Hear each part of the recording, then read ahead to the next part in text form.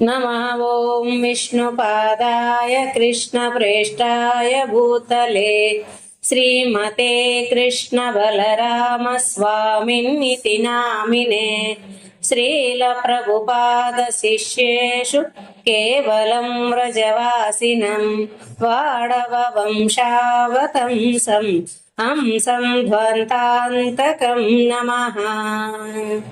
श्री श्री राधा गोविंद पीठाधीश्वर जगद्गुरु श्री कृष्ण बलराम स्वामी जी महाराज की जय हो। श्री श्री राधा गोविंद भगवान की जय हो। श्री वृंदावन धाम की जय हो। श्री वृंदावनेश्वरी राधा रानी की जय हो। जय जय श्री राधेश्याम। श्री गुरुचरण कमलेभ्यो नमः। ఇంతకు ముందు మనం 14వ అధ్యాయం గుణత్రయ విభాగం చెప్పుకున్నాం. దాంట్లో భగవానుడు ఈ గుణాలేమిటి, తర్వాత ఈ జీవి ఆ గుణాల్లో ఎలా బంధింపబడుతుంది, ఏ జ్ఞానం తెలుసుకుంటే మనం ఈ యొక్క గుణాల నుంచి బయటపడతాము అనేటటువంటివన్నీ కూడా వివరించారు. ఇప్పుడు 15వ అధ్యాయం పురుషోత్తమ యోగం. శ్రీ భగవాను ఉవాచ ఊర్ధ్వమూలమదశాకం అశ్వత్థం ప్రాహురవ్యయం చందాంసి యస్య పర్ణాని యస్తం వేద సవేదవిత్. ఈ అధ్యాయంలో భౌతిక జగత్తుని తలక్రిందులుగా ఉన్న అశ్వత్థ వృక్షంగా, మరి నిస్సంగత్వాన్ని ఆ వృక్షాన్ని నరికే గొడ్డలుగా చిత్రీకరించారు. అంటే ఈ భౌతిక ప్రపంచాన్ని అశ్వత్థ వృక్షంగా, నిస్సంగత్వమేమో దాన్ని నరికే గొడ్డలుగా చిత్రీకరించి చెప్తున్నారు అనమాట. ఈ విశ్వాన్ని ఒక అశ్వత్థ వృక్షంతో ఎందుకు పోలుస్తున్నారంటే, ఇక్కడ భగవద్భక్తులకి అశ్వత్థం అనేటటువంటి పదానికి అర్థం చెబుతున్నారు. ఆ అంటే లేదు, స్వ అంటే రేపు, థ అంటే ఉండుట అని. అంటే భక్తులకి భవిష్యత్తులో భౌతిక సృష్టి ఉండదు అని అర్థం. అంటే భగవానుడి యొక్క భక్తులు మోక్షాన్ని పొందుతారు కాబట్టి వారికి భవిష్యత్తులో ఈ సృష్టిలో ఉండరు అని. అక్కడ తా అంటే ఉండుట అని చెప్పారు కదా. ఇక భక్తులు కాని వారు మాత్రం ఈ ప్రపంచంలో మార్పు లేకుండానే ఉంటుంది, వారికి ఎప్పుడు కూడా ఈ ప్రపంచంలోనే జనన మరణాలు పడి ఉంటారు అని. ఎలా అంటే వారు దీని నుండి మోక్షం పొందరని అర్థం. అశ్వత్థ వృక్షం అంటే రావి చెట్టు. ఇక్కడ ఈ భగవానుడు తలక్రిందుల వృక్షంగా చెప్తున్నారు ఈ ప్రపంచాన్ని. ఇది అత్యున్నత లోకమైన సత్యలోకము నుండి ప్రారంభమై బ్రహ్మ అనే పేరుతోటి ఒకే ఒక్క వేరు కలిగి తలక్రిందులుగా ఉంది అని చెప్పి, ఈ వృక్షం ఇలాంటి తలకిందులుగా ఉన్నటువంటి వృక్షం మనకి ప్రపంచంలో కనపడిద్దా? కనపడదు, ఎక్కడా లేదు. అది మనకి ఎలా కనిపించింది అంటే తలక్రిందులుగా ఉన్నట్టు నీటి కొలంలో గాని చూస్తే పక్కన ఉన్నటువంటి వృక్షాలు, ఆ చెట్లు తలకాయ కిందకి వేర్లు పైకి ఉన్నట్టు అట్లా కనిపిస్తుంది అనమాట.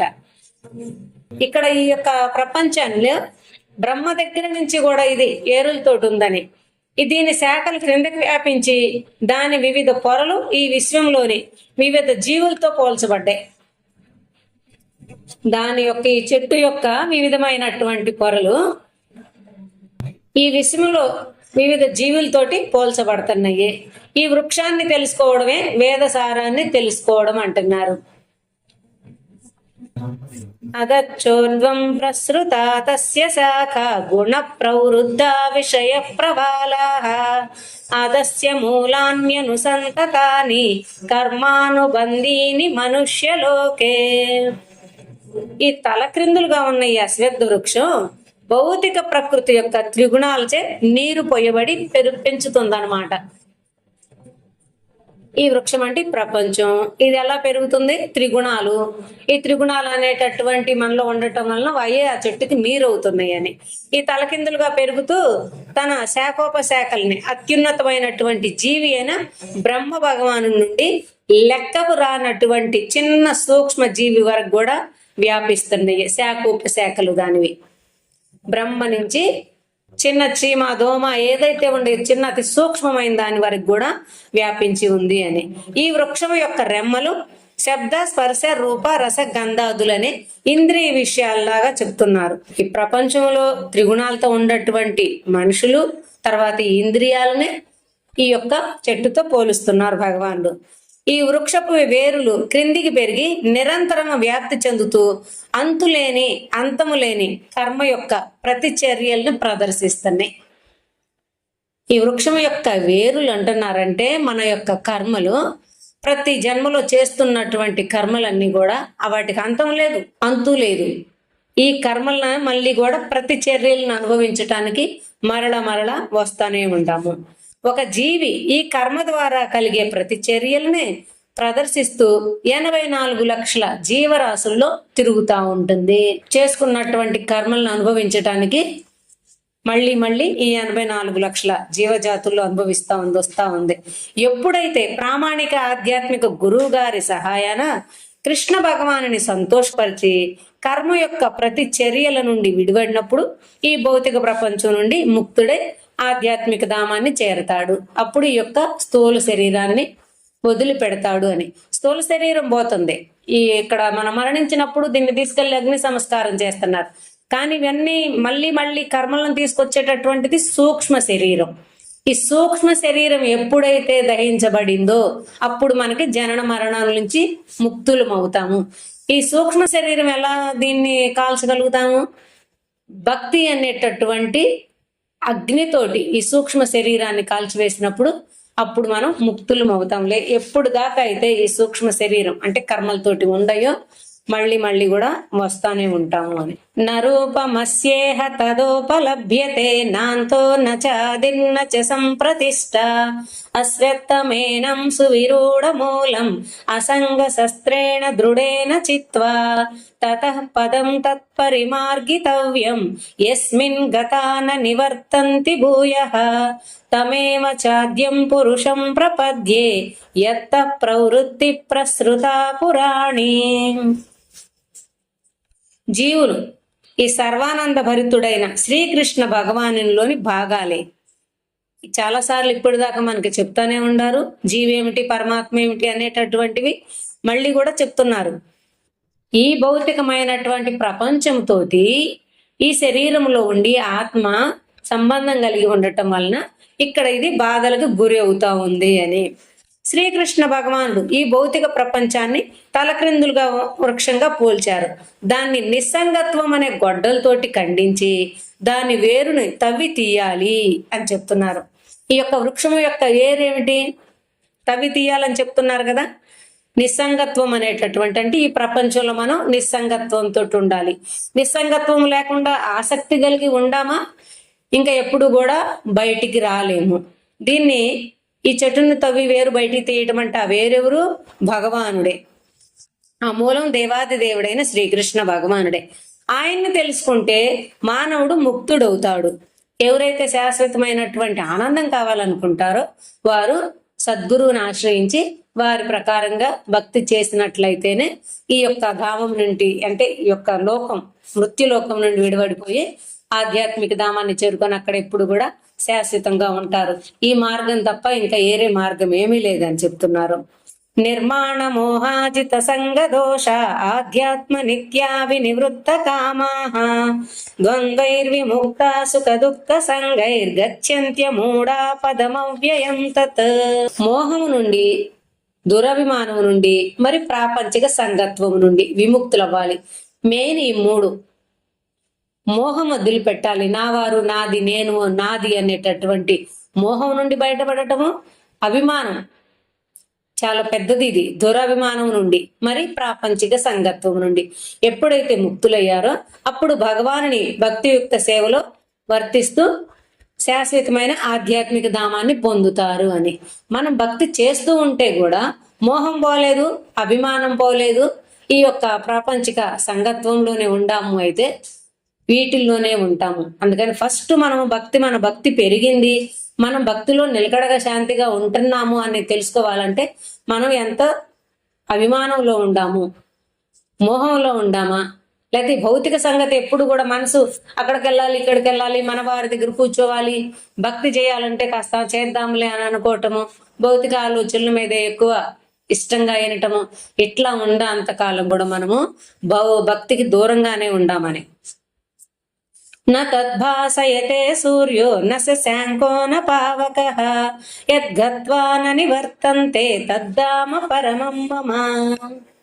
ఇక్కడ భగవానుడు విశుద్ధ భక్తులు చేరేటటువంటి తన ధామాన్ని పరిచయం చేస్తున్నారు. నిస్సంగత్వం అనేటటువంటి గొడ్డలతోటి నరకాలని చెప్పి అశ్వత్థ వృక్షాన్ని దాని ఏరుని తవి తెలుసుకోవాలని, దాని ఏరెవరంటే భగవానుడని, ఆ భగవానుని చేరాలంటే మోహం నుండి, దురభిమానం నుండి, మరి ప్రాపంచిక సంగత్వం నుండి ముక్తులై ఉండాలి. అప్పుడు భక్తియుక్త చేస్తే నిరంతరము అప్పుడు శాశ్వత ధామాన్ని పొందుతామని. ఇప్పుడు అసలు ఆ ధామం చేరటానికి తన ధామాన్ని పరిచయం చేస్తున్నారు. అది ఎలా ఉంది అనేటటువంటి దానికి భక్తుడు ఒక్కసారి చేరితే తర్వాత మళ్ళీ తిరిగి ప్రపంచానికి రావాలనేటటువంటి భయం లేదు. భగవానుడు ధామం స్వయం ప్రకాశితమైంది. అక్కడ సూర్య చంద్రులకు గాని, నక్షత్రాలకు గాని, అగ్ని గాని అవసరమే లేదు. భగవానుడి యొక్క తేజస్సుతోనే ఆధ్యాత్మిక ధామం అంతా కూడా ప్రకాశింపబడుతుంది. నతద్భాసయతే సూర్యో నశ శాంకు నపావక అంటున్నారు. అంటే ఇక్కడ మనకి విద్యుత్ కావాలి, సూర్యచంద్రులు కావాలి, అన్నీ కావాలి. కానీ ఈ యొక్క సూర్య కాంతి ఆయన నుండే వస్తుంది అని చెప్తున్నారు. సూర్యునికి కూడా ఆయన నుండి సూర్యునికి కాంతి వస్తున్నప్పుడు ఆయన ధామములో ఇంకా ఆయన వెలిగే సరిపోతుంది, కానీ వీరితోటి అవసరం లేదు. భగవానుని యొక్క తేజస్సుతోనే ఆయన యొక్క ధామం అంతా కూడా ప్రకాశింపబడుతుంది అని. మమై వాంసో జీవలోకే జీవభూత సనాతన మనస్సష్టాణింద్రియాణి ప్రకృతిస్థాని కర్షతి. భక్తియుక్త సేవతో కృష్ణ భగవానుని హృదయపూర్వకంగా స్వీకరించటము, మరి భౌతిక కార్యకలాపాలను వదిలివేయటం ద్వారా జీవి ఆధ్యాత్మిక ధామాన్ని చేరుకుంటుంది అని. ఒకటి స్వీకరించాలి, ఒకటి వదిలిపెట్టాలి. భౌతికమైనటువంటి వాటికి దూరంగా ఉండటము, భక్తి మార్గానికి దగ్గరగా వెళ్ళటం చేస్తే అప్పుడు మనం ధామాన్ని చేరుకోవటానికి అర్హులం అవుతామని. ఆధ్యాత్మిక ధామములో భగవానుని సేవించటానికి ఇలా ఎల్లం ఈ శరీరంతో ఎల్లం అక్కడ భగవన్ ధామానికి ఈ అంగాలతో ఆయన్ని చూడలేము. ఈ భౌతికమైనటువంటి శరీరం, భౌతికమైనటువంటి శక్షువులతోటి ఆ ధామం వెళ్ళాలంటే దివ్య అంగాలతోటి దివ్య శరీరాన్ని పొందాలి. అప్పుడు మాత్రమే భగవానుని దర్శిస్తాము. మరి ఆయన గురించి సర్వ విధాలా కూడా అనుభవిస్తారు అంటున్నారు. ఎలా మనం కోరుకుంటామో, ఏం కావాలని కోరుకుంటామో ఆయన దగ్గర అదే మనం అనుభవిస్తాం అక్కడ. ఆ ధామములో ప్రతి ఒక్కరు కూడా భగవానుని వంటి రూపాన్నే పొంది ఉంటారు. భగవానుడు 2 వర్గాలుగా విస్తరిస్తారు. ఒకటి వ్యక్తిగత విస్తరణ, 2 విభజీకృత విస్తరణలు. వ్యక్తిగత విస్తరణ అంటే అవతారాలను పడతాయి. భగవానుడి యొక్క అవతారాలు వ్యక్తిగత విస్తరణలు. విభజీకృత విస్తరణలు అంటే జీవులు అనబడతారు, విభజించి ఆయన నుంచి. ఈ 2 విధాల వారు కూడా ఎట్లా ఉన్నారు అట్లానే శాశ్వతంగా ఉంటారంటున్నారు. వ్యక్తిగతంగా కానీ విభజీకృతంగా కానీ ఈ 2 కూడా ఎలా ఉన్నాయో అలానే శాశ్వతంగానే ఉంటారు. కలియుగం జరుగుతుంది. ఈ కలియుగము అంతమైపోయే సమయంలో ఈ జీవులన్నీ కూడా భగవానుడి యొక్క ఉదరంలో ఉంటాయి అని చెప్పి, ఆ తర్వాత కలియుగం అయిపోయి రాత్రంతా కూడా అయిపోయి మళ్ళీ సత్యుగం ప్రారంభమయ్యేటప్పుడు ఎలా ఉండయో అలానే తీసుకొస్తారు అని. అంటే ఇప్పుడు ఎలా అన్ని అవతారాలు అవతరిస్తున్నారో, యుగాలు జరుగుతున్నాయో, ఈ జీవులు ఎలా ఉన్నారో మళ్ళీ కూడా అలానే వస్తా ఉంటాయి. జీవి విభజీకృతం అవటం వలన భౌతిక ప్రకృతితో మనసుతో సహా ఇంద్రియాలతో పెనుగులాడుతూ ఉంటుంది. భగవాను నుండి విడపడి పంపించారు ఈ జీవి వ్యక్తిగతంగా. భగవానుడు రామావతారం వచ్చారు, బుద్ధ అవతారము, ఇలా అవతారాలు తీసుకున్నారు కదా, అవి భగవానుడి యొక్క వ్యక్తిగత అవతారాలు. విభజీకృతాలంటే విభజించబడి ఇన్ని వచ్చినటువంటి ఆత్మలన్నీ కూడా ఈ ప్రకృతితోటి, ఈ మనసుతోటి జీవికి సంబంధం ఉండటం వల్ల ఇంద్రియాలతోటి ఈ యొక్క ప్రపంచంలోనే తిరుగుతూ ఉంటుంది. ఎలా అయితే ఆ కుక్కని గొలుసు గట్టి తీసుకొని పోతా ఉంటున్నారో అలాగనే మనల్ని జన్మ జన్మలు మళ్ళీ మళ్ళీ కూడా ఈ యొక్క భౌతిక ప్రకృతి జీవిని, అంటే ఈ యొక్క ఇక్కడ ఈ భౌతిక ప్రకృతిలో మనం ఉండటం వల్ల దీని మీద ఆసక్తి చెందుంటాం. అలా ఆసక్తి చెంది ఉండటం వల్ల అలాంటి కర్మలు చేస్తున్నాము. అందువల్ల మళ్ళీ మళ్ళీ కూడా దీంట్లోకే వస్తున్నామని. ఈ భౌతిక రోగానికి ముందేమిటి మళ్ళీ రాకుండా ఉండాలంటే హృదయపూర్వకంగా కృష్ణ భక్తిని స్వీకరించటమే. దాని వలన మానవుడు ఆరోగ్యవంతుడై తిరిగి తన సహజమైన ఆధ్యాత్మిక స్థితిని పొందుతాడు. ఈ రోగం భౌతిక రోగం, మనకి ఈ ప్రపంచంలోనే ఆసక్తి చెంది ఉండటం, ఈ రోగం నుంచి బయటపడాలంటే భగవద్భక్తి చేయటం అని. మరి భగవానుతో శాశ్వత ధామంలో నివసిస్తాడు. ఎప్పుడైతే భక్తి చేశాడో అప్పుడు ఈ రోగం నుంచి బయటపడి భగవద్ధామానికి వెళ్ళిపోతాడని.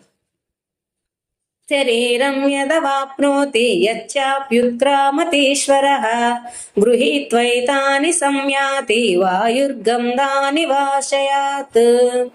జీవి మరణ సమయంలో తన స్థూల శరీరాన్ని విడిచిపెట్టినప్పుడు తన సూక్ష్మ శరీరాన్ని తన తర్వాత శరీరంలోకి తీసుకుపోతుంది. అంటే ఇప్పుడు ఈ జన్మలో చేసినటువంటి కర్మలనే, తర్వాత ఈ జన్మలో ఉన్నటువంటి గుణాలనే మనం ఈ శరీరాన్ని ఈ స్థూల శరీరం ఇక్కడే అగ్నికి దాహం చేస్తున్నారు, తర్వాత మళ్ళీ సూక్ష్మ శరీరం ద్వారా కర్మలను తీసుకొని మనకి ఏ జన్మనే అయితే మన కర్మ ద్వారా లభించిందో ఆ జన్మలోకి మళ్ళీ వస్తున్నాము. ఇంతకు ముందు ఉన్నటువంటి గుణాలని అలవాట్లని తీసుకొని, ఇందువలన ఎలాంటి సంచిత కర్మైనా సూక్ష్మ శరీరం ద్వారా కొత్త శరీరంలోనికి వ్యాపిస్తుంది. ఎలా అయితే వాయువు సుగంధ పుష్పవనం మీదుగా పోతే అది మంచి గాలి వాసన, మంచి సుగంధ వాసన వస్తుంది, ఆ పుష్పాల వాసన. మంచి గాలి వచ్చినప్పుడు మనకు అబ్బా మంచి వాసన వచ్చింది. దుర్గంధం మీదుగా గాలి వస్తే చెడు వాసన వస్తుంది.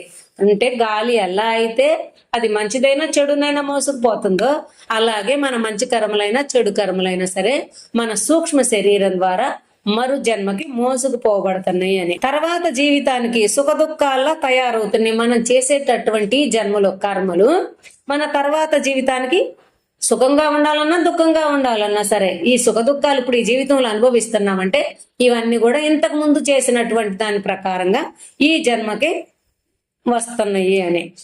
ఇంతకు ముందు ఉన్నటువంటి మిగిలిపోయినటువంటి కర్మలు ఈ జన్మలో మన యొక్క అలవాట్ల ప్రకారంగా, కోరికల ప్రకారంగా తెలియబడుతుంది. అంటే మనం ఏ గుణంలో ఉండాము, ఏ కోరికలతో ఉండాము అనేటటువంటిది ఇంతకు ముందు అలా మనం ఏదై ఉండామో కూడా తెలుస్తుంది దాన్ని బట్టి అని చెప్పి.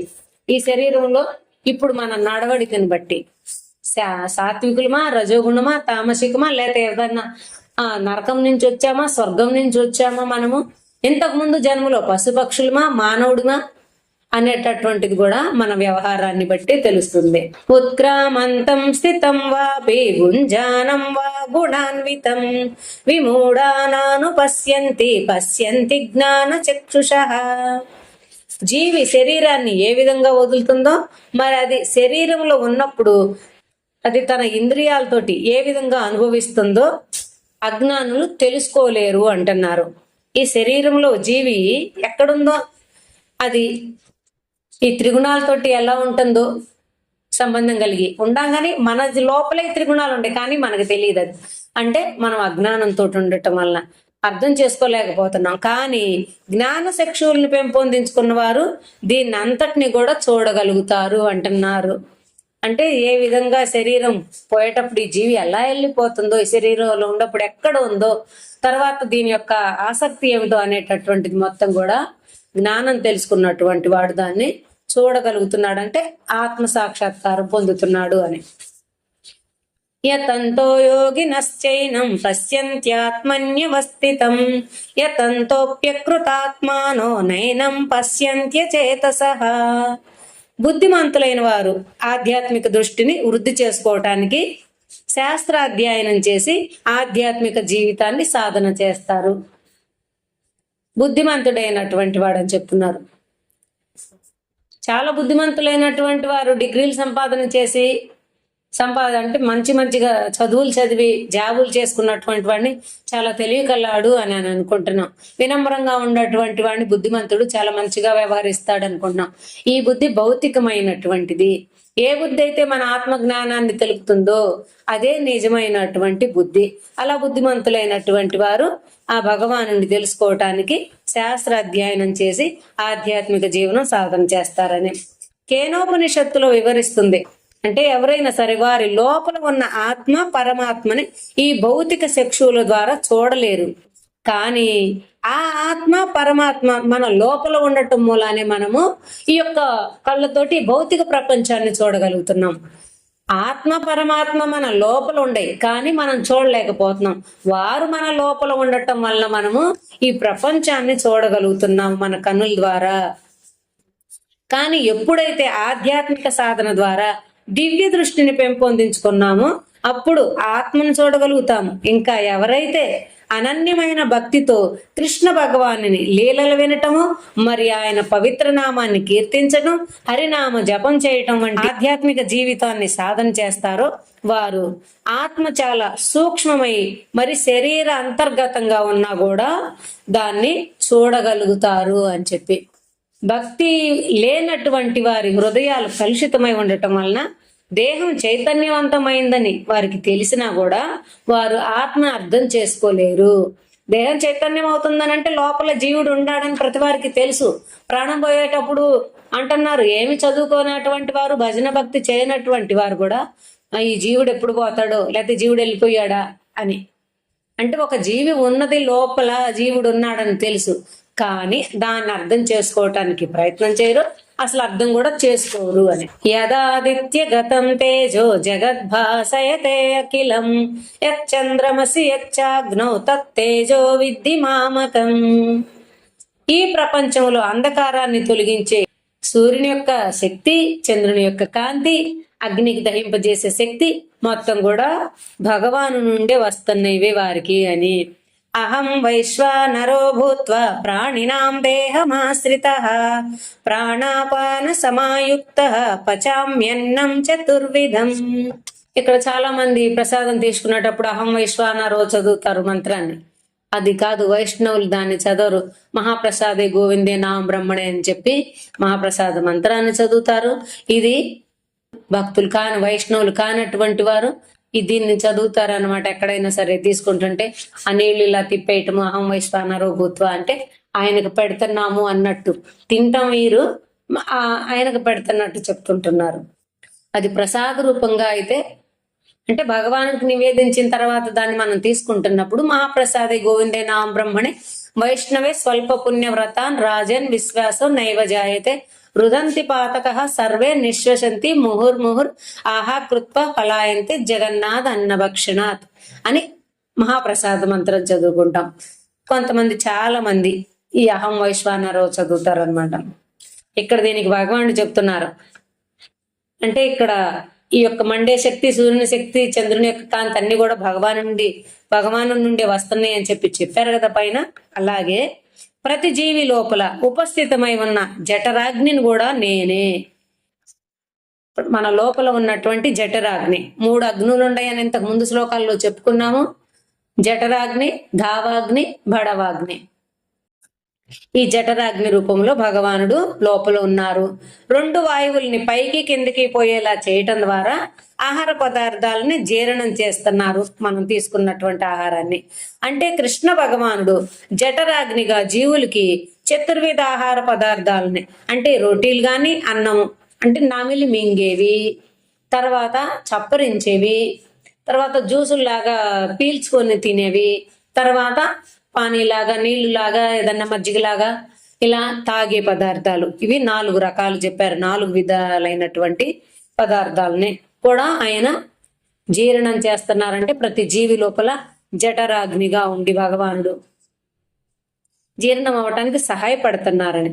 ఋగ్వేదం ఏం చెప్తుందంటే, హిరణ్య గర్భస్సమవర్తతాగ్రే భూతస్య జాతపతిరేక ఆసీత్. అరుగుదలనిచ్చే జఠరాగ్ని ప్రతి జీవి లోపల ఉంది, కానీ ఇది శుద్ధ బ్రాహ్మణ కుల పరంపరలో వచ్చిన శుద్ధ బ్రాహ్మణుని యొక్క ఉదరంలో ఈ అగ్ని హిరణ్య గర్భంగా మార్చబడింది అంటున్నారు. ఇక్కడ సాధారణమైనటువంటి మనకి లాంటి వారికి జఠరాగ్నిగా, శుద్ధ బ్రాహ్మణ కులంలో వచ్చినటువంటి అసలైనటువంటి బ్రాహ్మణుల యొక్క ఉదరంలో దాన్ని హిరణ్య గర్భంగా అంటున్నారు. వారి అటువంటి బ్రాహ్మణుల యొక్క ఉదరంలో కూర్చొని వారు తిన్నదంతా కూడా అరిగించి వారికి భుజింపజేసినటువంటి వారికి ఆశీర్వాదాన్ని, పుణ్యాన్ని ఇస్తున్నారు అని చెప్పి. అసలైనటువంటి శుద్ధ బ్రాహ్మణుడిని మన ఇంటికి పిలిచి వారికి భోజనం పెట్టి దక్షిణ అవి ఇస్తే అది భగవానుడికి, వారి ద్వారా భగవానుడే తీసుకుంటున్నారని చెప్పి. ఇందువలన సాధారణంగా ధార్మికులు శుద్ధ బ్రాహ్మణుని వారి ఇంటికి పిలిచి వారి ఇంటికి ఆహ్వానించి వారికి తినిపించి ఆశీర్వాదం పొందుతున్నారని. కానీ వైష్ణవం లోపల భగవానుడు స్వయంగా కూర్చుంటారు. ఇక్కడ బ్రాహ్మణుల లోపల శుద్ధ బ్రాహ్మణుడి యొక్క ఉదరంలో హిరణ్య గర్భగా ఉన్నారు, మామూలు వారికి జఠరాగ్నిగా ఉన్నారు. అదే వైష్ణవుడికి లోపల స్వయంగా భగవానుడే కూర్చొని ఉన్నారు అని చెప్పి ఆయన స్వయంగా వైష్ణవుని యొక్క నోటి ద్వారా తింటారు. భగవంతుడు స్వయంగా చతుర్ముఖ బ్రహ్మతో విష్ణు పురాణంలో చెప్తున్నారనమాట. వైష్ణవ రసనాగ్రేణ రసమస్నామి పద్మజ అని. అంటే ఓ తామర పద్మంపై పుట్టిన చతుర్ముఖ బ్రహ్మ, నేను నా విశుద్ధ వైష్ణవుని యొక్క నోరు మరి నాలుక ద్వారా తినిన వస్తువులను ఆస్వాదన చేసి ఆ తినిపించిన మానవులకి ఆశీర్వాదం ఇస్తాను అని చెప్పి. ఎలా ఆయన తింటారు అని అంటే, మనకు భగవానుడు తింటారా అని అంటే, శుద్ధ వైష్ణవులకి గని మనం తినిపిస్తే వారి ద్వారా భగవానుడే తీసుకుంటున్నారు ఆ ప్రసాదాన్ని అని, అలా మనకే ఆశీర్వాదం ఇస్తున్నారు. మరి పద్మపురాణం ప్రకారం 100 మంది శుద్ధ బ్రాహ్మణులకి భోజనం పెడితే ఎంతో పుణ్యం వస్తుందో, ఒక శుద్ధ వైష్ణవునికి తినిపిస్తే అంతే పుణ్యం వస్తుంది అని చెప్పి. ఇక్కడ శుద్ధ బ్రాహ్మణులను ముందు చెప్పుకున్నాం, వారికి హిరణ్య గర్భాన్ని వారికి తినిపిస్తే కూడా పుణ్యం వస్తుందని.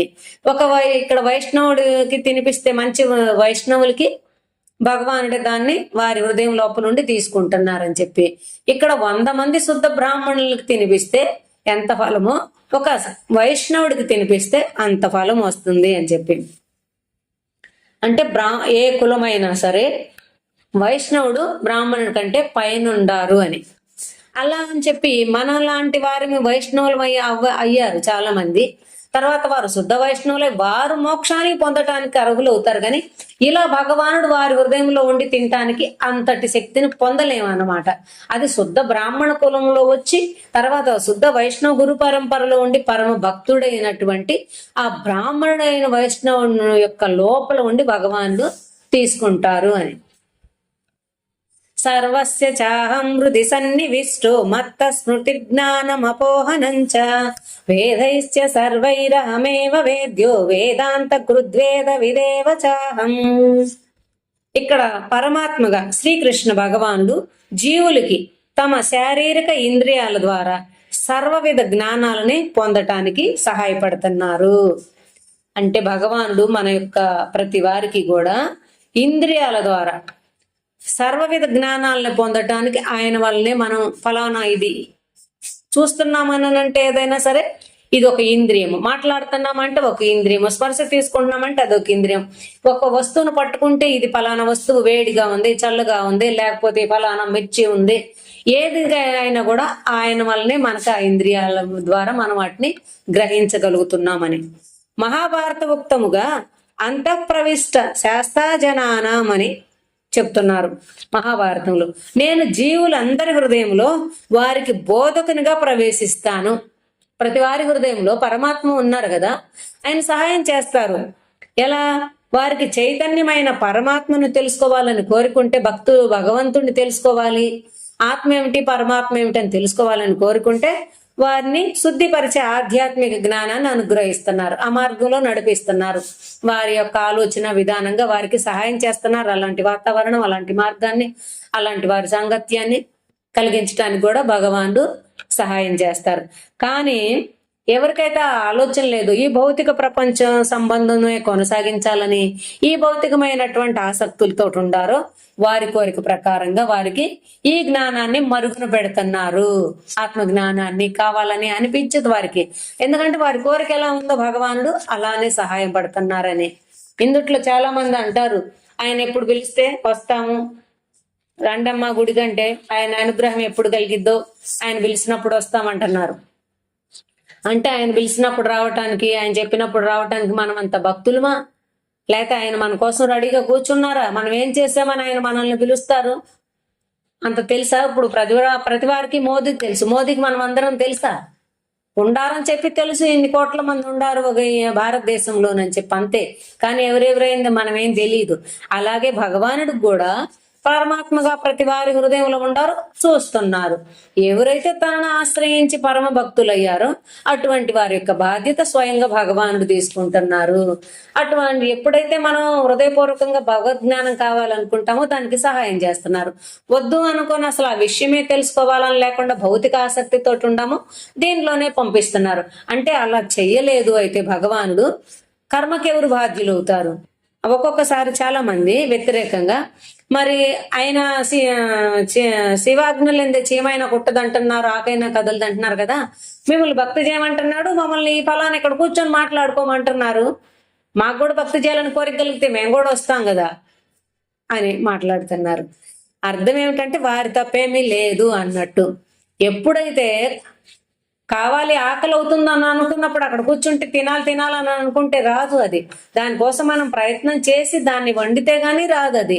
అలాగనే భజన చెయ్యాలి అని మనసులో వచ్చినప్పుడు దానికి తప్పకుండా భగవానుడు మనకి సహాయం చేస్తారు. కానీ మనం ఏ భావంతో ఏ కోరికతో ఉంటామో ఆ కోరిక విధంగానే ఆయన మనకి సహాయం చేస్తారు. ఇంకా దేవాది దేవుడైన కృష్ణ భగవానుని తెలుసుకోవాలనే కోరిక ఉన్న వారికి సహాయపడటానికి కృష్ణ భగవానుడు వ్యాసదేవుని రూపాన వచ్చి వేదాంత సూత్రాన్ని రచించారు. వేదాంత సూత్రాన్ని అభ్యసించటం అంటే కృష్ణ భగవాను యొక్క దివ్య కార్యాలను గూర్చి తెలుసుకోవటమే వేదాంత సూత్రంలో రచించినటువంటిది. అంటే భగవానుడి యొక్క దివ్య లీలల్ని కార్యాలని తెలిపారు వేదాంత సూత్రంలో. అది ఇప్పటిదాకా 200 సంవత్సరాల నుంచి ఎవరు కూడా రాయలేదని వేదాంత సూత్రానికి భాష్యము మన యొక్క గురు పరంపరలో ఎప్పుడో రాశారు. ఇప్పుడు మళ్ళీ దాన్ని మన గురువు గారు రాశారు వేదాంత సూత్రానికి భాష్యము. దాంట్లో ఏమిటి అంటే భగవానుడి యొక్క దివ్య కార్యాలను తెలుసుకుంటాము. అప్పుడు ఇంకా భగవానుడి మీద మనకి ఆసక్తి పెరిగిద్ది, తెలుసుకోవాలి, ఆయన్ని దర్శించాలి, భక్తి చెయ్యాలని. భౌతిక ప్రపంచం మీద భయము, ఆధ్యాత్మిక ప్రపంచం మీద ప్రేమ, శ్రద్ధ ఏర్పడతాయి అన్నమాట. ఇంగ్లీష్ లో ఉంది కాబట్టి చక్కగా ఇంగ్లీష్ వచ్చిన వాళ్ళందరూ కూడా ఈ వేదాంత సూత్రాన్ని చదువుకోవచ్చు. విమౌ పురుషౌ లోకే చరక్షాక్షర ఏవచ అక్షర సర్వాణి భూతాని కూటస్థో అక్షర ఉచ్యతే. మొత్తం సృష్టిలో 2 రకాలైనటువంటి ఆత్మలు ఉన్నవి అని. ఒకటి దివ్యాత్మలు, 2 పతితాత్మలు. ఈ సృష్టిలో 2 ఆత్మలు, దివ్యాత్మ, పతితాత్మ. భౌతిక జగత్తులో ఉన్నటువంటి ఆత్మలు పతితాత్మలు, ఆధ్యాత్మిక జగత్తులో ఉన్న ఆత్మలు దివ్యాత్మలు. పతితాత్మలు జరామరణం మరి భౌతిక ఇంద్రియ సుఖాల్లో మునిగిపోయి ఉండేవారిని పతితాత్మలు అంటున్నారు. జీవి ఏ జాతిలో ఉన్నా గుణంలో సమానమే. అంటే ఏ జాతి అంటే ఏ శరీరంలో ఉండకూడా, మానవ జాతి కావచ్చు, పశుపక్షి, ఏ జాతి అయినా సరే ఏ శరీరంలో ఉండకూడా. జీవి శరీరం మారుతుంది కానీ జీవి యొక్క గుణం ఒక్కటే. ఎలా అంటే పుట్టటం, పెరగటం, సంతానోత్పత్తి, క్షీణించటం, జర మరణాలు, రోగాలు, మరణాలు, ఇవన్నీ కూడా ప్రతి దానికి సమానంగానే ఉండయి ఏ జీవిలోనైనా కూడా. ఈ 6 గుణాలు, ఈ 6 గుణాలు ఉన్నంత కాలం ప్రతి ఒక్కరూ గుణాత్మకంగా ఒకే ఆత్మను కలిగి ఉంటారు. అంటే అందుట్లో మనలో ఒకే ఆత్మ ఉందని కాదు, ఆత్మ ఒకే ఆత్మను కలిగి ఉండాలి. గుణాలు ఉండయి కాబట్టి 6 గుణాలు ప్రతి ఆత్మకు కూడా, ప్రతి శరీరానికి కూడా ఉండే. ఏ శరీరానికైనా సరే ఈ ఆత్మ దానిలో ఉండటం వలన. కానీ ప్రతి ఒక్కరు కూడా వ్యక్తిగతంగా ఆత్మను కలిగి ఉన్నారు. నా ఆత్మ నాది, మీ ఆత్మ మీది, వారి ఆత్మ వారిది. అంటే ఈ ఆత్మ ఈ శరీరాన్ని వదిలిపెట్టి నేను వెళ్ళిపోయిన తర్వాత నా కర్మానుసారం ఈ ఆత్మ మరి ఇంకో శరీరాన్ని తీసుకుంటుంది. కానీ ఈ ఆత్మకి ఒకటే గుణం కలిగి ఉంది శరీరంలో ఉండటం వలన.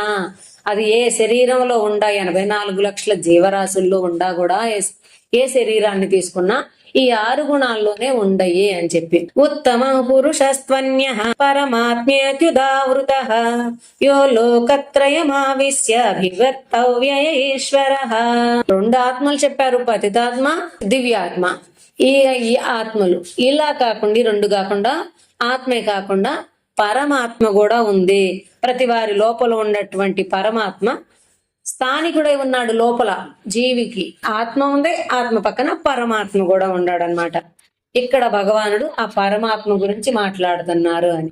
యస్మాక్షరమతీతోహం అక్షరాదపి చోత్తమః అతోస్మి లోకే వేదే చ ప్రదిద పురుషోత్తమః.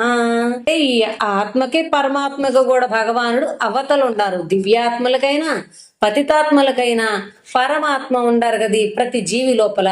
ఈ పరమాత్మకు కూడా అవతల ఉన్నారు భగవానుడు. కృష్ణ భగవానుడు తన యొక్క స్వయం రూపం బ్రహ్మని మరి పరమాత్మల రూపాలకు కూడా అతీతమైందని చెప్తున్నారు. బ్రహ్మన్ అంటే ఆయన బ్రహ్మ జ్యోతి అని చెప్తున్నారు అన్నమాట. పరమాత్మ రూపాలకు కూడా అతీతమైందని చెప్తున్నారు. వైకుంఠంలో నారాయణ అంటున్నాము, విష్ణు అంటున్నాము, వీరంతా కూడా చతుర్భుజాలతోటి ఉన్నారు. భగవానుడు ఒక్కడే ద్విభుజం జ్ఞానముద్రాడ్యం వనమాలినమేశ్వరం అంటున్నారు. ఆయన ఎప్పుడు కూడా కృష్ణ భగవానుడు గోలోకధామంలో 2 చేతులు కలిగి మురళీధారి అయి వనమాలు ధరించి ఉంటారు. ఆయనే అందరికంటే దేవాది దేవుడు, శ్రేష్టమైనటువంటి వారు. ఆత్మ వేరే, పరమాత్మ వేరే, ఈ రెండింటికి కూడా అతీతమైనటువంటి వాడు భగవానుడు అని ఇక్కడ ముండాక ఉపనిషత్తు ఇలా చెప్తుంది. శుభ్రోహక్షరాత్ పరతః పరః. దేవాది దేవుని యొక్క ద్విబాహు రూపం పూర్తిగా శుద్ధ పరిశుద్ధమైంది. ఈ జీవి పరమాత్మ కూడా ఆత్మ పరమాత్మ, ఈ జీవి ఎప్పుడు వచ్చినా కూడా మళ్ళీ వస్తానే ఉండే. ఈ పరమాత్మ ఏమో చూస్తా సాక్షిభూతమై ఉంటుంది, జీవేమో దాంతో తగులుకో సంబంధం లేకపోయినా సంబంధం ఉండట్టు అది అనిపిస్తుంది, దానికి అక్కడ వ్యవహరిస్తుంది అనమాట. కానీ భగవానుడు మాత్రం ఈ రెండింటికి కూడా దూరంగా ఉన్నారు. ఏ తేజాంశ కళాపుంసః అంటే ఇంకా చెప్తున్నారు, కృష్ణస్తు భగవాన్ స్వయం. ఇతర అవతారాలు మిగతా ఎన్ని అవతారాలు ఉన్నా కూడా అవి అన్ని కూడా భగవాను యొక్క అంశాలు లేదా అంశం యొక్క అంశ అంటున్నారు. కానీ కృష్ణ భగవానుడు ఈ దశావతారాలు చెప్పారు, మనకి అర్థం కావటానికి ఇంతే చెప్పారు, కానీ అనేకమైనటువంటి అవతారాల్లో ఉన్నారు భగవానుడు. అవన్నీ కూడా ఆయన అంశలు లేకపోతే అంశల యొక్క అంశలని. దేవాది దేవుడైన భగవానుడు అసలైన ఆయనే భగవానుడు, కృష్ణ భగవానుడు. ద్విబాహు రూపం అయింది. తన భక్తుల్ని రక్షించటానికి, రాక్షసులను నిర్జించటానికి ఈ ప్రపంచంలో వివిధ అవతారాల్లో మరలా అవతరించిన దేవాది దేవుని ద్విబాహు రూపాన్ని ధ్యానిస్తూ ఆయన్నే సేవించటమే శ్రేష్టమైన పని. అంటే చాలా అవతారాలు ఉన్నాయి కదా, వాటిని పూజించటం కాదు. ఇక్కడ భగవానుడి ద్విబాహు రూపాన్ని కృష్ణ అనే నామంతో, శ్యామసుందర, గోవింద, మురళీధర అనేటటువంటి నామాలతోటి ఆ కృష్ణయ్యని పూజించటమే శ్రేష్టం. గాని నారాయణ అని, విష్ణు అని, ఇంకా ఏదో చాలా రకాల అవతారాలు ఉండేవి. ఈ అవతారాలకు బుద్ధ అవతారం ఉంది, రామ అవతారం ఉంది, బలరామ అవతారం ఉంది, నారాయణ ఉండారు, అక్కడ ఆయన నుంచి వచ్చిన అనిరుద్ధ, సంకర్షణ, ప్రద్యుమ్న, విష్ణు, ఇవన్నీ కూడా ఆయన యొక్క అవతారాలు. కాబట్టి అవతారాలన్నింటికంటే మేలైనటువంటిది ద్విబాహు రూపంతో ఉన్నటువంటి కృష్ణ భగవానుణ్ణి ధ్యానించటం, సేవించటం, పూజించటమే ఉత్తమమైనటువంటి పని అని చెప్తున్నారు. శ్రీ మధుసూదనుల వారు ఇలా చెప్తున్నారు. ఇంకా దురదృష్టవంతులైనటువంటి వారు శ్రీకృష్ణ భగవానుని సేవించకుండా నరకంలోనే ప్రవేశిస్తున్నారు, అదృష్ట ఆత్మలే భగవానుని పూజిస్తున్నారు అని. యో మామేవమసమ్మూఢో జానాతి పురుషోత్తమం స సర్వవిద్ భజతి మాం సర్వభావేన భారత. ఇక్కడ శ్రీకృష్ణ భగవానుడు తనని పూర్తిగా శరణు వేడిన భక్తుని యొక్క తుది లక్షణాలని మనకి వివరిస్తున్నారన్నమాట. భక్తుడు యొక్క లక్షణాలు ఏమిటి అని. భక్తుడు ఆధ్యాత్మిక మార్గాన్ని తన ఇష్టం ప్రకారంగా ఆచరింపగా శాస్త్రానుసారంగా అనుసరిస్తాడు. అలాగనే గురు శిష్య పరంపర ద్వారా కృష్ణ భగవానుడు వ్యవస్థీకరించిన విధానాన్ని అనుసరిస్తాడు. ఇంకా శాస్త్రవిహితంగా స్థిరపడిన, అంటే శాస్త్రాలన్నీ కూడా ఘోషిస్తున్నాయి, వేదాంతం అంటున్నారు. వేదాంతం అంటే అన్ని వేదాల యొక్క అంతం అంటే సారము, లాస్ట్ది, చివరిది అని. వేదాంతం కూడా ఏం చెప్తుందా, మొత్తానికి అర్థం, లాస్ట్ అర్థం కృష్ణుడే దేవాది దేవుడు, ఆయన పూజ ఆయన సేవ చెయ్యాలి అని చెప్పి అలా వేదాలన్నీ కూడా స్థిరపరిచిని భగవానుడు ఆయనేనని చెప్పి. కానీ భక్తుడైనటువంటి వాడు శాస్త్రం ఏం చెప్తుందో వారినే భగవానుడిగా అంగీకరిస్తారు. తర్వాత భక్తులు ఎన్నడూ కూడా వ్యతిరేకంగా నడవరు. దీనికి భక్తి ఇలా ఆలోచించకుండా శాస్త్రానుసారంగా దీనికి వ్యతిరేకంగా కృష్ణ భగవానునికి ఆలోచించేవారు, వ్యతిరేకంగా ఆలోచించేవారు భగవానుని యొక్క బాహ్య శక్తిచే మోహితులై సందేహాలతో నిండి ఉంటారు. అంటే ఈ భౌతికమైనటువంటి ప్రపంచంలోనే ఉండి ఈ సందేహాలతోటే ఉంటారు ఎప్పుడు కూడా. చాలా మంది భక్తి మార్గానికి వస్తున్నట్లుగా వచ్చి స్వామీజీ దగ్గరకు వచ్చినా, మన లాంటి వారి దగ్గరకు వచ్చినా కూడా మాకు ఒక ప్రశ్న, ఇది ప్రశ్న, ఆ ప్రశ్న తర్వాత ఆ ప్రశ్న, ఈ సందేహాలతోటే సరిపోయిద్ది వారి జీవితం. గాని ఆ దాన్ని నిజంగా తెలుసుకోవాలని వస్తే ఒకటే సమాధానం, ఆ సమాధానంతో సరిపోయిద్ది భక్తి భజన చేసుకోవటానికి. అక్కడ అలా కాదు, ఇంకా వారి జీవితం మొత్తం సందేహాలతోటే ఉంటుంది. ఎందుకంటే భౌతికమైనటువంటి మాయలో ఉండటం వలన. పండితులు కాకపోయినా భగవానుని భక్తులైన వారికి కృష్ణ భగవానుడు లోపల నుండి క్రమంగా పరిపూర్ణ సాక్షాత్కారాన్ని ఇస్తారు అంటున్నారు. ఏమి చదువుతోటి అవసరం లేదు, అసలైనటువంటి గురువు గారిని శరణు వేడి ఆయన మార్గదర్శకత్వంలో నడుస్తూ హరే కృష్ణ పలకటం ఒక్కటి వస్తే చాలు, ఇంకా నీకు ఏ వేద మంత్రాలతోటి ఏ శాస్త్రాలతోటి దేనితోటి కూడా భగవద్గీత భాగవతాలతోటి కూడా అవసరమే లేదు. అది అంటే తెలుసుకోలేనంత మనం అంత తక్కువగా ఉండా కూడా చెప్పింది అర్థం చేసుకోలేకపోతున్నా కూడా ఏదో ఇప్పుడు మా దగ్గరే ఉండారు. అడిగితే గురువు గారు వచ్చారు అక్కడికి, ఏం తెలుసుకున్నారు మీరు 20 సంవత్సరాల నుంచి మనకి స్వామీజీ వస్తున్నారు కదా, మరి మీరు ఏం తెలుసుకున్నారు, భక్తి మార్గం అంటే ఏమిటి అంటే ఒక ఆమె చెప్పింది. ఆమెకి ఒక 70 ఏళ్ళు ఉంటాయి. వింటున్నాను కానీ నాకు తెలుసు, కానీ నేను పైకి చెప్పలేను. నాకు ఒకటి అర్థంగా మీకు చెప్తున్నాను. నాకు ఒక మంచి గురువు దొరికారు, నేను ఆయన యొక్క శరణ్లో ఉండా, ఇంకా నాకు ఇది సరిపోయింది, ఇంకా నాకేం అవసరం లేదు అని చెప్పింది అనమాట. ఒకే మాట. ఇంకా దాంతో గురువు గారు కూడా సంతోషించారు. ఇది భక్తుడైనటువంటి వాడి యొక్క లక్షణం. భక్తికి ఏదో జ్ఞానం ఉండాలి, చదువు ఉండాలని అవసరం లేదు. చదువు లేకపోయినా కూడా భక్తిని అభ్యసిస్తూ ఉంటే భగవానుడు క్రమంగా లోపల నుంచి ఆత్మ సాక్షాత్కారాన్ని కూడా కలిగిస్తారని. దీనికి వ్యతిరేకంగా ఎంత విద్యావంతుడైనా కూడా భక్తి లేదు అయితే అతడిని అజ్ఞానిగానే పోలుస్తున్నారనమాట. భగవానుని దేవాది దేవునిగా అంగీకరించి గర్వం లేకుండా నిరంతరము హరే కృష్ణ మహామంత్రాన్ని తులసిమాలతో జపిస్తూ ఆయన మహిమల్ని కీర్తిస్తూ ఆయననే పూర్తిగా శరణు వేడతారు భక్తులైనటువంటి వారు అని చెప్పి. ఇవి భక్తుల లక్షణాలు. ఇతి గుహ్యతమం శాస్త్రం ఇదముక్తం మయా నఘ ఏతద్బుద్ధ్వా బుద్ధిమాన్ స్యాత్ కృతకృత్యశ్చ భారత. పాపరహితుడైన ఓ అర్జున, నీకు శాస్త్రంలోని పరమ గోప్య భాగాన్ని వివరించాను అని చెప్తున్నారు భగవానుడు. పురుషోత్తమ ప్రాప్తి యోగము. ఈ యోగం యొక్క అధ్యాయం పేరు. అంటే పురుషోత్తముడు అంటే భగవానుడు, ఆయన్ను పొందేటటువంటి విధానాన్ని, గోప్య జ్ఞానాన్ని వివరించారని. దీనిని తెలుసుకోవటం వలన మానవుడు ప్రజ్ఞాశాలి అయి అత్యున్నత పరిపూర్ణ తత్వాన్ని పొందుతాడు అని. చివరికి దేవాది దేవుడైన శ్రీకృష్ణ భగవానుని ఆరాధనే అత్యున్నతమైందని తీర్మానించి చెప్పారు ఇక్కడ భగవానుడు. ఇంకా ఈ అధ్యాయంలో ఆత్మ పరమాత్మలు వేరువేరని, మరి అవి దేవాది దేవుని అంశలే అని కూడా వివరిస్తున్నారు. ఈ ఆత్మ పరమాత్మ కూడా దేవాది దేవుని యొక్క అంశలే, అయినా వేరువేరుగా ఉంటున్నాయి. ఎక్కడైతే ఆత్మ ఉందో అక్కడ పరమాత్మ కూడా తప్పక ఉంటారు. ఆత్మ పక్కన పరమాత్మ ఉండకుండా అసలు ఈ జీవి ఉండదు. ఎందుకంటే ఈ ఆత్మ వీటిని అనుభవిస్తున్నట్టుంటుంది, ఆ పరమాత్మ సాక్షిభూతమై ఉంటుంది. మన యొక్క పాప పుణ్య కర్మలన్నీ కూడా ప్రతి వారిని ఒకేసారి మందిరానికి వెళ్తే 100 మందిని కూడా ప్రార్థన చేస్తున్నాం.